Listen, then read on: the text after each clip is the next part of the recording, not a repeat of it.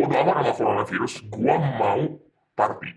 Mau kena coronavirus, bodo amat, yang penting gua party. Karena gua udah lama banget pengen party kayak gini, sekarang lu gak bisa nge-stop gua party. 1.155 orang terkonfirmasi positif terpapar COVID-19.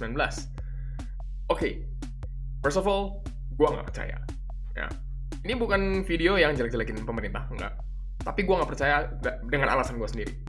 Kalian tahu, mungkin sekitar 1 hingga 1,5 bulan yang lalu, Indonesia bisa dengan bangganya mengatakan kita 0 pasien, kita harus bangga kita tidak terpapar oleh virus corona, virus COVID-19.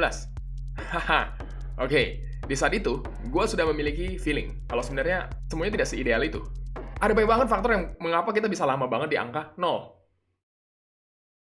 Oke, gue lupa nyalain lampu gue. Sekarang gue udah nyalain, much better. Ada banyak alasan yang bikin gue cukup yakin mengapa di saat itu Indonesia sebenarnya nggak 0 gitu loh. Yang pertama, mungkin kita tidak memiliki awareness yang cukup tinggi. Mungkin kita nganggap apa yang ada di daratan Cina, ya udah ada di daratan Cina. Apa ada di Singapura, ya ada di Singapura. Nggak mungkin lah orang Indonesia bisa kena. Atau yang mungkin yang kedua, orang Indonesia merasa udah kebal. Karena udah biasa ketemu demam, masuk angin, biasa minum tolak angin, makan micin, makan jembut. Yang jelas, banyak banget faktor yang bikin orang-orang Indonesia cukup confident, cukup percaya diri saat itu. Tapi gue bukan salah satunya. Gue udah mulai ngerasa kayak, ini kayaknya udah ada, cuma mungkin gue cukup beruntung dan belum terpapar. Sejauh ini setahu gue belum terpapar, tapi kita nggak ada yang tahu. Itulah kenapa gue bilang sekarang ketika kasusnya dilaporkan secara live dari pemerintah atau live score, itu 1.155 orang positif. Gue nggak percaya. Kalau buat gue sendiri, gue nggak percaya. Karena faktornya bisa banyak banget. Kita tahu sistem birokrasi di Indonesia itu susah banget. Lu mau masuk sesuatu, lu mau daftarin sesuatu, itu susah banget. Bikin SIM susah banget, antrian setengah mati. Segala macam susah banget. Jadi ada banyak proses administrasi yang nggak bagus sebenarnya. Yang kurang bagus. Dan disitulah yang menurut gue bisa cukup jadi masalah di mana gue pesimis. Kalian tahu di Italia dan juga di US, satu malam, itu tuh bisa nambah like freaking 12.000. Karena padahal pas siangnya dia sebenarnya update dari 80 ribuan sampai 92 ribu. Jadi kayak bahkan 20 ribu dalam 24 jam di update-nya. That's crazy. Itu gila banget sumpah. Dan itu mungkin karena mereka memiliki banyak kapasitas dan awareness yang cukup tinggi. Sehingga ketika ada pasien, ada orang yang ngecek rapid testnya beneran jalan dan cepet banget angkanya nambah. Itu scary. Yes, serem banget. Tapi lebih serem lagi, lu sebenarnya udah angka di lapangannya sebenarnya naik udah cepet itu, tapi lu nggak memiliki kemampuan untuk ngetes cepet itu. Sehingga ya anggapnya masih santai aja, kita baru 1.000 kok, baru 1.155, baru 1%-nya Amerika. Taunya bulan depan sekali kita cek kita udah 200.000, 300.000. Nah, gue tahu pemerintah udah melakukan hal yang terbaik atas beberapa faktor yang cukup penting. Salah satunya pasti ekonomi. Kalau kita udah sampai 20.000, 30.000 case positif di atas kertas, aduh kepentok. Kalau kita udah positif 20.000, 30.000 di atas kertas, ekonomi pasti anjlok banget. IHSG yang udah turun sampai 40%, mungkin bisa turun lagi lebih anjlok, lebih dalam lagi. Ya gue juga investasi saham. Gue ngerasa sementara ini masih cukup oke. Tapi mungkin masih bakalan crash lagi karena masalah coronavirus. Pemerintah sudah melakukan yang terbaik, sudah cukup cepat untuk menyuruh semua orang work from home. Semua orang kerja dari rumah. Jangan keluar-keluar. Tapi itu dijalani semua orang nggak? Enggak, gitu. Itu juga yang terjadi di Italia, di US. Kalian bisa lihat ada satu video seseorang anak muda di Amerika yang mengatakan gini. Bodo amat sama coronavirus, gua mau party. Mau kena coronavirus, bodo amat, yang penting gua party. Karena gua udah lama banget pengen party kayak gini, sekarang lu gak bisa nge-stop gua party. Gua mau party. That sucks. Orang kayak gitu yang harus dikurang-kurangin. Nah, meskipun bentuknya berbeda, di Indonesia juga ada kasus yang sama. Ketika pemerintah bilang, kalian jangan mudik. Jangan melihat itu sebagai banyak hal yang negatif gitu loh. Itu sebenarnya langkah yang positif. Karena dengan kalian mudik, berpotensi menjadi carrier, berpotensi menyebarkan virus ke daerah-daerah, ke orang tua kalian. Ya, salah satu alasannya adalah, kalau sayang orang tua jangan mudik dulu. Kalau nggak mau orang tua kalian sakit, itu salah satu alasannya. Tapi ada banyak banget alasan lain yang mungkin kalian harus pikirin. Dan gue bakalan coba di sini nge-explore. Bakalan coba ngasih tahu kalian. Semoga aja kalian belum kepikiran. Dan abis ini kebuka dan memutuskan untuk, oke, gue nggak mau mudik dulu.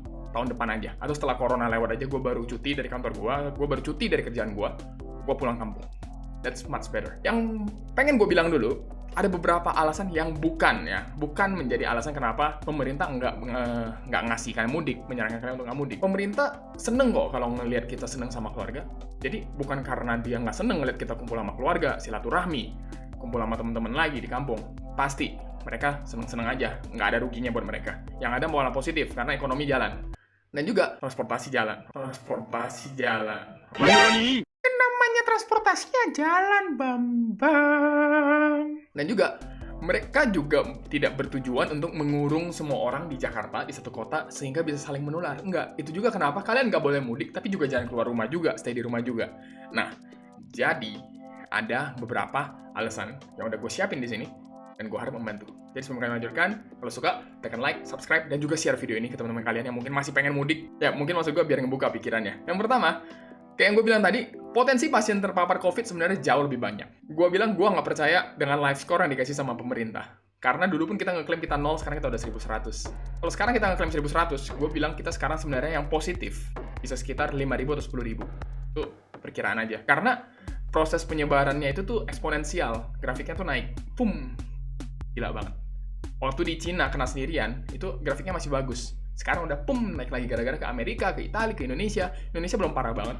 Tapi dengan ada 1.000 orang yang kena, 1.000 orang itu yang ketahuan loh ya. Let's say masih ada 1.000 di luar sana yang belum ketahuan, yang tidak di atas kertas. Karena tadi gue bilang ada masalah administrasi, birokrasi, segala macam, yang whatever. Dan akhirnya sebenarnya 1.000 orang yang tidak terdeteksi itu, tidak terkarantina. Let's say ada 200 dari 1.000 orang itu yang masih berkeliaran dan menyebarkan virus. Tiap hari nambah aja terus. 5.000, 10.000, that's a very possible number. Gue nggak mau ngasih hoax. Gue nggak mau kasih info-info palsu, tapi itu very possible. Ada juga orang yang bilang, tapi kan manusia itu memiliki sistem imun sendiri. Manusia itu kuat. Kalau misalkan lama-lama terpapar terus, bisa jadi imun sendiri tanpa perlu vaksin. Well, masalahnya penyakit ini bukanlah seperti demam biasa. Penyakit ini bukan seperti mungkin cacar air yang mortality rate-nya atau rate kematiannya itu kecil. Ini di Indonesia sekarang di angka 8%-an. Di luar sana banyak yang, ya Italia itu tinggi banget, sehari mati 1.000 orang, 900-an lah, nggak sampai 1.000, tapi udah 900 lebih, hampir 1.000, dan it's crazy. Untuk tuh membiarkan setiap orang membangun imunitasnya sendiri, itu nggak gampang, dengan mortal rates tinggi itu. Katakan saja ada 200 juta orang di Indonesia, lu biarin nyebar terus, dengan mortality rate 10% lah ya, kita ambil 10% kita buletin, itu lu bakal memberikan 20 juta orang mati, 20 freaking juta orang mati. Dan 150 jutanya nggak dijamin hidup dengan aman juga. Nggak tentu vaksinnya bakalan dibentuk oleh tubuh kita sendiri. Autoimun kita belum tentu cukup untuk melawannya. Nggak ada jaminan. Jadi marilah kita bermain aman, nggak usah bandel. Gitu. Itu salah satu alasannya guys. Herd immunity itu, orang yang bikin itu nggak mikirin. Belum tentu juga ini bener apa nggak. Well, karena kalau emang itu orang bener, itu orang udah di lapangan sekarang dan juga memberikan hasil dan impact yang bener. Tapi itu orang cuma ngetik di rumah doang, bikin postingan panjang-panjang kayak jenius, tapi bullshit. Kenapa kalian jangan mudik dulu? Itu karena mempersiapkan rumah sakit dengan kemampuan yang memadai untuk nge-handle coronavirus atau COVID-19 itu nggak gampang guys. Bener-bener nggak gampang. Kalian harus punya APD-nya segala macam. Bahkan di Jakarta yang pusatnya yang udah banyak positif, banyak banget masih yang ngeluh APD-nya nggak ada. Sehingga butuh sumbangan. Lalu ada sumbangan juga dari Jack Ma kemarin. Thank you Jack Ma for that. Itu bagus terpusat. Jadi ketika ada pasien, bener-bener stay di Jakarta aja. Jangan disebarin. Kalau emang ada, diproses di Jakarta. Dengan harapan birokrasi dan administrasinya menjadi lebih baik. Gue juga sempat membaca sebuah post di-share oleh temen gue. Kayaknya ada ODP di keluarganya, adiknya sendiri kalau nggak salah, dan itu parah banget birokrasinya. Nah, alat yang nggak memadai, dia mau masuk Wisma Atlet susah banget. Mungkin gue bakal share itu di video berikutnya. Menyiapkan rumah sakitnya nggak gampang. Jadi mari bikin terpusat aja. Jadi alatnya, supply-nya datang dari segala arah. Mau dari Cina, dari Amerika, dari Korea, ataupun dari manapun, siapapun yang nyumbang, terkumpul di Indonesia, di Jakarta.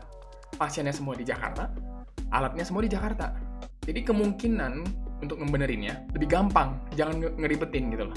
Apalagi kalau itu virus sampai terpapar ke keluarga kalian sendiri di kampung. Kenapa kalian jangan mudik dulu? Jumlah dokter tuh terbatas. Jangankan di Indonesia, jumlah dokter di satu dunia, ya nggak cuma di Indonesia, itu terbatas. Bayangkan kalau sekarang jumlah dokter, perbandingan jumlah dokter sama jumlah pasiennya masih oke. Pasien itu untuk nular tuh gampang banget. Ketika udah nular sampai banyak banget, banyak luar biasa, dokternya nggak bakalan cukup cepet untuk handle satu persatu.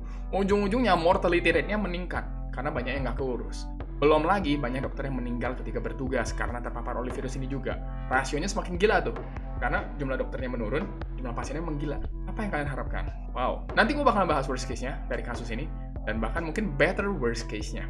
Wow. Alasan lainnya adalah sebenarnya pemerintah tuh berusaha banget untuk menghindari kesalahan yang sama. Gue mau mengatakan, yang pertama, kasus-kasus pertama coronavirus itu terjadi di Cina. Yang kalau nggak salah berarti di angka 81 ribuan. Terus stop, dipikir itu udah selesai. Dipikir itu udah selesai, nggak ada masalah dan bakal lanjut. Ternyata udah nyebar kemana-mana. Ke Jepang, ke Singapura, ke Amerika, ke Italia, yang awalnya ke Europe, di UK yang sekarang pangerannya sendiri pun, siapa? Pangeran Charles, kena juga. Dan di Indonesia lagi mulai tren-trennya. Kenapa gue bilang ini jangan mengurangi kesalahan yang sama? Karena awalnya orang-orang masih kurang aware, orang-orang masih agak santai. Karena orang-orang udah mulai nge-hype tuh, udah mulai panik. Masih tetap bakal ada lah orang 1, 2, 3, atau 5, atau 20, atau 50 yang masih bandel, yang masih mau menjadi carrier pasif, yang mereka nggak tahu mereka jadi carrier, masih bawa aja gitu. Nah, kalau kalian lihat grafik dulu di Cina, awal-awal, sekitar 1,5 bulan yang lalu, itu udah mulai stabil tuh, jumlah pasiennya udah nggak nambah, nggak ada kasus baru. Mungkin itu sekitar 3 minggu hingga 4 minggu yang lalu. Sejak terpapar ke Italia, ke Spanyol, ke Iran, ke Europe, ke Amerika, itu langsung naik lagi. Boom. Jadi jangan sampai Indonesia yang awalnya nanti udah lumayan bener, Jakartanya udah mulai berkurang, lalu tiba-tiba di kota-kota lain atau di daerah-daerah lain meningkat lagi seperti itu lagi. Dan bayangin aja, mau sampai kapan gitu? Mau sampai jumlah dokternya habis dan akhirnya nggak ada yang bisa nyembuhin? Karena nggak ada jaminan kalau badan kita bakal imun. Mungkin iya, tapi kita nggak tahu dalam waktu jangka berapa lama. Oke. Gue udah lama banget nggak bawel-bawel begini di depan kamera, but somehow gue pengen aja berkontribusi sedikit untuk sosial media di saat-saat krisis begini. Jadi apa yang gue katakan, apa sih worst case-nya sebenarnya? Worst case-nya mungkin gue bisa katakan ekstrim banget ya. Ini worst case yang paling ekstrim ya. Dokter rasionya nggak kuat. Let's say 70%, 80% dokter udah hilang. Meninggal karena terpapar penyakit, karena kelelahan, karena mental, segala macem. Mungkin. Ini worst case ya, yang bisa terjadi.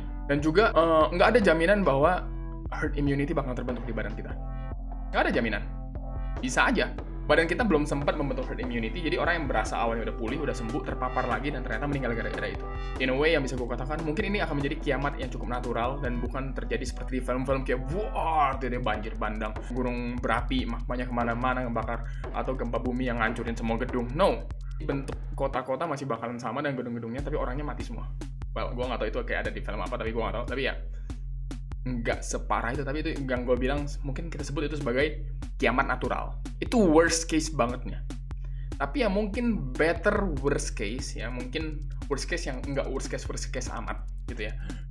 Ya mungkin penyebaran tetap berjalan terus. Tapi kira-kira kalau kalian nonton Avengers, nonton Marvel, itu kira-kira kayak nonton Avengers Infinity War. Pas habis di snap sama Thanos, kan banyak tuh yang jadi debu, hilang-hilang. Nah, kira-kira setengah populasi atau 60%, 70%, atau mungkin 30% itu hilang populasinya. Kayak gitu. Tapi kalau film kan ekstrim. Harus sekali snap hilang semua tuh. Sekali snap, boom. Kalau kita nggak, pelan-pelan aja, tapi nyebar aja terus. Nah, karena film itu dibikin ekstrim biar bikin orang nonton tuh tertarik. Kalau kita, ya begitu. Emang hidup kan selalu begitu kan. Make sense apa enggak? Kalian pikirin sendiri. Gue cuma bisa ngasih pandangan gue itu kenapa pemerintah nyuruh kalian jangan mudik dulu. Gue juga sebenarnya pengen mudik, pengen juga pulang kampung main sama ponakan gue yang baru lahir, tapi nggak bisa dulu karena gue juga nggak tahu gue sebenarnya carrier apa bukan. Dan gue harap tentunya video ini bisa berkontribusi, mungkin enggak ke 1.000 orang atau 10.000 orang yang mau mudik jadi batal, enggak, tapi mungkin kalau bisa menyentuh hati beberapa orang, 10 orang, 12 orang, 15 orang, atau cuma 2-3 orang untuk jadi membatalkan mudik, untuk nunggu sampai semuanya lewat dulu, gue bakal bersyukur banget. At least gue bikin impact yang positif. Bukan dengan bangga makan jembut dan tangkap positif aja. Positif pakai. Ciao guys!